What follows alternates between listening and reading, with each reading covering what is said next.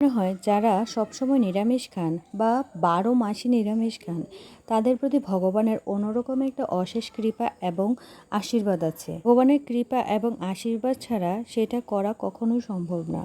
আর যেই জায়গায় আমরা ৩-৪ দিন নিরামিষ খেলে সকালবেলা ১ কাপ চা খেতে খেতে আপনাদের সাথে গল্পটা শুরুই করে দেই। যেহেতু একাদশী ছিল, কালকে চা খেতে পারি নাই। আর সকালবেলা ঘুম থেকে উঠেই প্রথমে আগে ১ কাপ চা নিয়ে বসি স্নান করে। হচ্ছে আমার এমন একটা ভালোবাসার জায়গা, যে জায়গাটা আমি এক বিন্দু বললেও ছাড়তে পারি না। যত কিছুই হোক না কেন আমার প্রতিদিন চা খেতেই হবে, সকালে এবং বিকালে। চা মনে হয় রক্তের সাথে, আত্মার সাথে, পুরো শরীরের সাথে মিশে গেছে।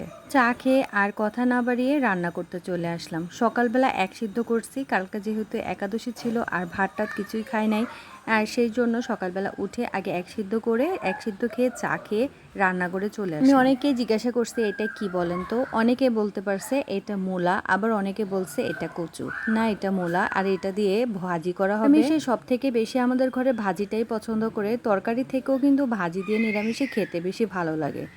আর এইসব ভাজি দিয়ে আর অন্যরকম একটা ভালো লাগা কাজ করে। একটানা যেহেতু ১ সপ্তাহ ধরে নিরামিষ খাচ্ছি, তাই অনেকের মুখে অনেকটা বিশেষ করে বাচ্চাদের অনেক বেশি বিরক্ত চলে আসছে। কি আর করার, খেতে তো হবে। আমার বড় মেয়ে এখানে বলে রাখছে তার জন্য চাটনি করার জন্য আমাদের গাছ থেকে আমড়া পাড়া হয়েছে, আর এই আমড়া দিয়ে ওর জন্য একটু চাটনি করব। প্রথমে আমি একটু জিরা ফোড়ন আর শুকনো মরিচ দিয়ে দিয়েছি, এটা দিয়েই চাটনিটা করব। একদিন একটানা নিরামিষ খেতে খেতে আমি নিজেও অসহ্য হয়ে গেছি। সেরকম নিরামিষ আমার কখনোই পছন্দ না, ভালো লাগে মাঝে মাঝে, কিন্তু একটানা সব থেকে বেশি বিরক্ত হয়ে যায়। থেকে বেশি বিরক্ত হয়ে রান্না করলে যেভাবে রান্না সেভাবে থাকে, ছেলেমেয়েরা সবাই খেতে চায় না নিরামিষটা, তার জন্য প্রতিদিন আমাকে চিন্তা করতে হয় কি করব যেটা দিয়ে সবাই খাবে, সবার পছন্দ হবে।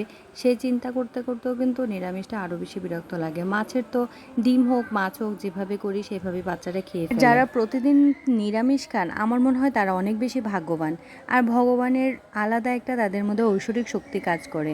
যেমন আমরা কয়েকদিন নিরামিষ খেয়েই নিজেদের মধ্যে অসহ্য চলে আসে, আর সেই মুহূর্তে মানুষের এত পরিমাণে ভক্ত আর ভালোবাসা না থাকলে কখনো একটানা নিরামিষ খাওয়া সম্ভব না। ভগবানের অশেষ কৃপা ও ভালোবাসার কারণেই সবাই ভগবানকে দিয়ে নিরামিষ খেতে পারছেন বা খাচ্ছেন, দিনের পর দিন মাসের পর মাস খাচ্ছেন, তাদের কোনো সমস্যা হচ্ছে না। আর আমরা কয়েকদিন নিরামিষ খাইলেই গ্যাসের সমস্যা, ওই সমস্যা, কত সমস্যা না ভুগতে হয়। চলে ভগবানকে মন প্রাণ দিয়ে ডাকলে ভগবানই সব থেকে রক্ষা করে, আর ভগবানেরকে মন প্রাণ দিয়ে ডাকলে ভগবানই সেটা করে ফেলে।